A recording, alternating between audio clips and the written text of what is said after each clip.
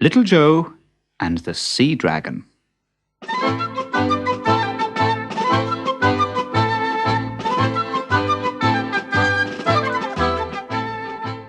Little Joe lived in the peaceful fishing village of Carra-on-Sea, where nothing out of the ordinary ever happened. Most of the people there worked very hard for a living, but Little Joe, who was rather lazy, spent all day reading about dragons. His favorite book was Everything You Need to Know About Dragons and Monsters. "I wish I could meet a real dragon," he said to himself one morning. He did not have long to wait for his wish to come true. That very night, a violent storm drove the waves up the beach and flooded the fields near the coast, and when the tide went out, it left a vast sea of mud with driftwood and masses of tangled seaweed everywhere. The next morning, Little Joe walked along the beach, looking for seashells he may not have seen before. Suddenly, he noticed a huge pile of seaweed, and it seemed to be moving. He prodded it with a stick, and a moment later, he was running for his life. He just could not believe his eyes.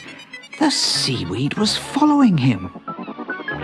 Sticking out from the mass of green was a slimy, dragon-like head with a forked tail and huge slime-covered wings. Joe reached the village and raced down the street shouting, "Look out! Look out! There's a dragon about!" But the villagers only laughed and said, "Joe reads so many books about dragons he's beginning to see them. He ought to do an honest day's work instead." But that night, a horrible dragon, half covered with slime, poked its head through the pub window and sent the drinkers flying in fear out of the back door. Then poor Mrs. Clapper, the shopkeeper, saw the monster in her garden, burning her cabbages to ashes. She had to climb up onto the roof for safety. And Mr. Murphy, the timid grocer, had a fearful fright when the dragon swallowed all his tins of spam and corned beef and then tried to drag him out of bed. By now, everyone in the village was in a panic. Patrick O'Brien, the policeman, rode along the street on his bicycle shouting, "Lock your doors and windows tonight if you want to stay alive." Some of the villagers hid inside the church tower for safety. Others escaped to the next village. But Little Joe did not hide. He remained in his house and decided to face the dragon.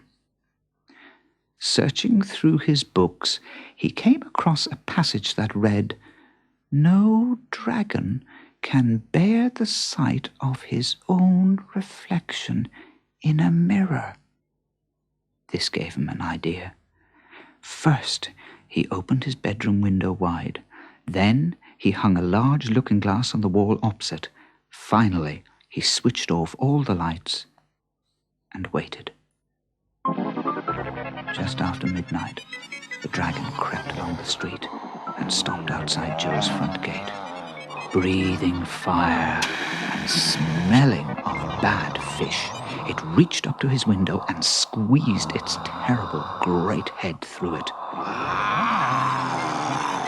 Hiding near the door, Joe switched on the light. The dragon suddenly saw its reflection in the mirror, screamed in horror, and fell backwards into the garden. It slithered on its belly all the way down the street to the harbour, plunged into the ocean, and was never seen again. The villagers crept out from their hiding places and gathered in the street, cheering and waving and shouting as they learnt of Little Joe's magnificent feat. Joe was appointed Chief Dragon Slayer of Carra-on-Sea and was saluted by everyone he met, and no one, ever said he was lazy or should do an honest day's work again.